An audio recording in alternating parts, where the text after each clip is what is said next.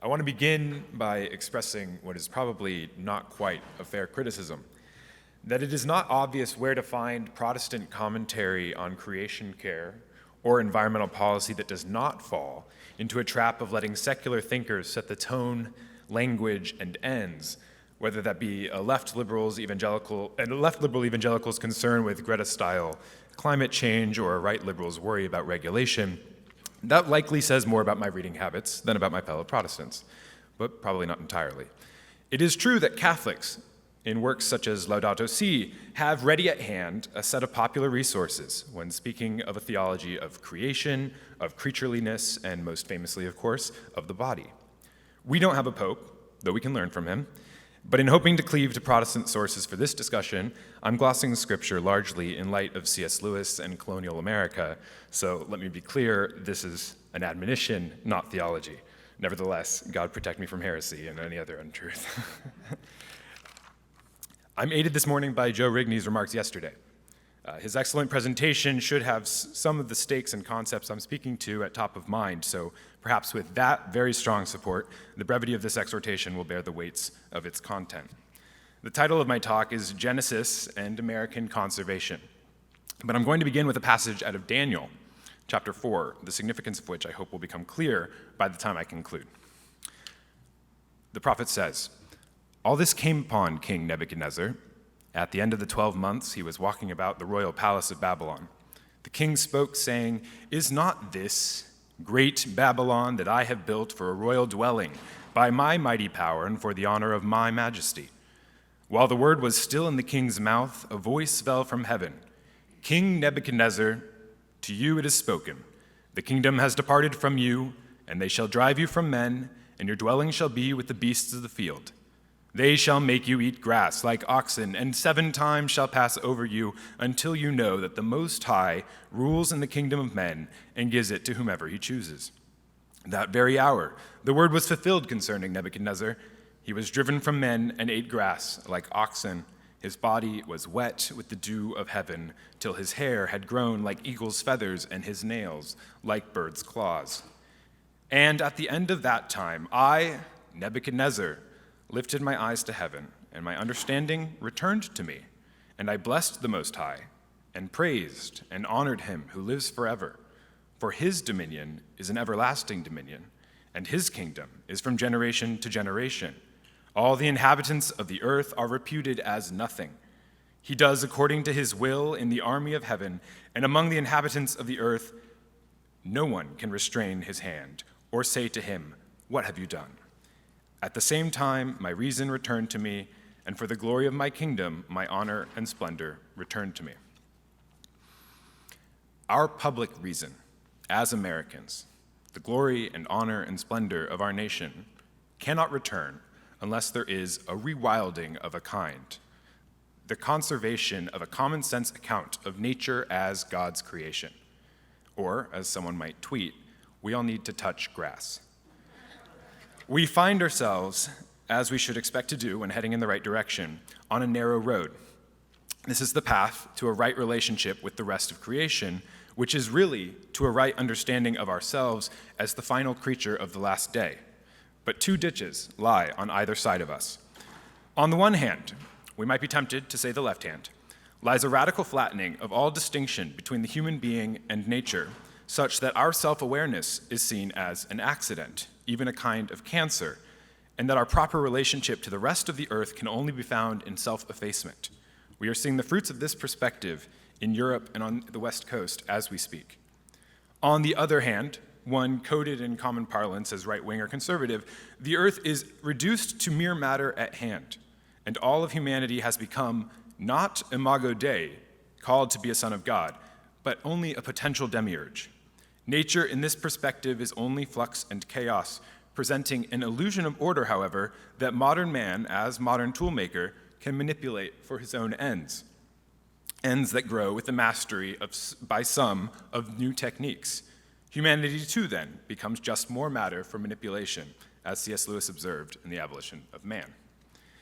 Many people have fallen into these ditches, and the regime we live in straddles this road, a foot rooted in both sides, set to prevent our passage.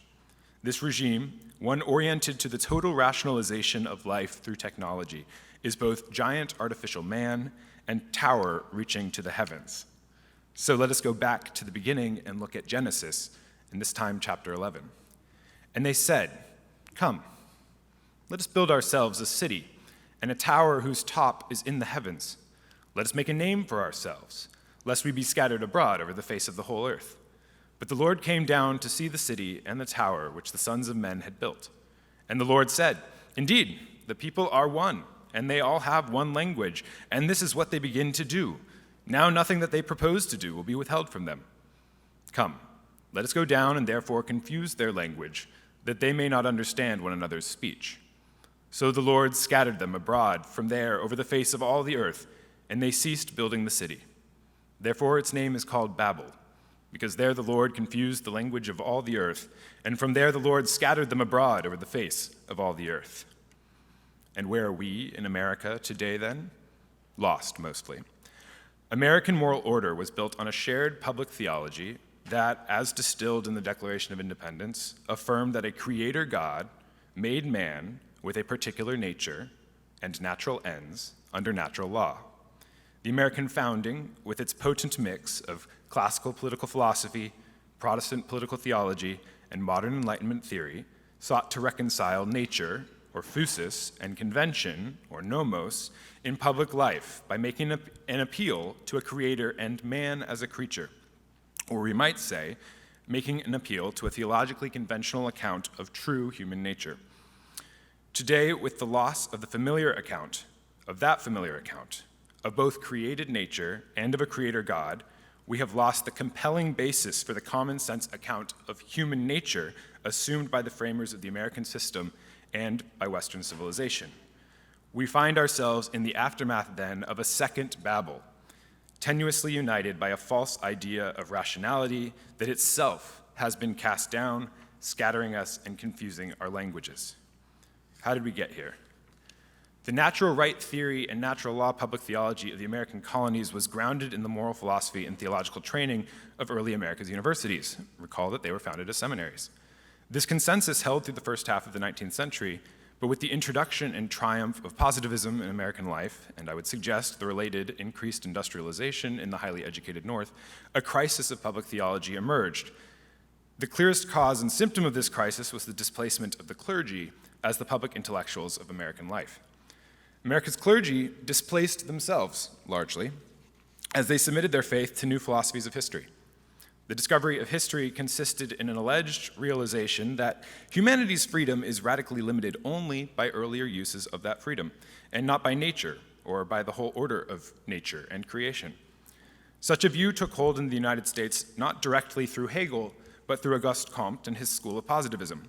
As John Marini has summarized, Comte, quote, insisted that the progress of the mind moves as a kind of ascent through three stages. In the first stage, theological knowledge informed human understanding. In the second stage, theological knowledge was replaced by metaphysical or abstract but destructive knowledge. In the last stage, the highest and final stage of the development of the mind, human knowledge is informed by what Comte called scientific, constructive, or positive philosophy. At the positive stage, the scientific mind is complete, and man can rationally order society. If we look back at American history since the Civil War, we see the triumph of a philosophy of history as self-ordering through the rationalizations of technology, especially in the transition from a Christian clergy-led culture to a university-led one. And thus, technicians and managers and scientists have become the new priests of our time. As the communist Alexander Kojève said, it is sufficient to say of man everything that the Christian says of his God in order to move from the absolute, or Christian theology, to Hegel's absolute philosophy, or, capital S, science. But in all this, what we have succeeded at is radically dividing ourselves from nature. The religion of humanity, man as self-made in history, largely died in the bloodshed and chaos of the 20th century, and is being replaced today with the petty power conflicts of biopolitical identity and a religion of the environment, or history without humanity. We live then in a moment of crisis that is also an opportunity, for a sense of nature can perhaps be made compelling again, even as it seems to stand in total question. Genesis tells us that the Lord God put man in the Garden of Eden to tend and to keep it, and the Lord brought the beasts of the field and the birds of the air to Adam to see what he would call them. And whatever Adam called each living creature, that was its name. But in naming the animals, he found his aloneness and his need for Eve. Man, as created creature, then, is a gardener and a namer who knows himself in relationship to the rest of creation. Nature, then, physis, is a God-given mirror in which we discover ourselves as imago Dei and join Christ as co-creators. Nature as a shared standard, though, requires a shared reason or common apprehension. Such reason must begin with the common sense understanding of the average citizen and cannot be imposed by intellectuals.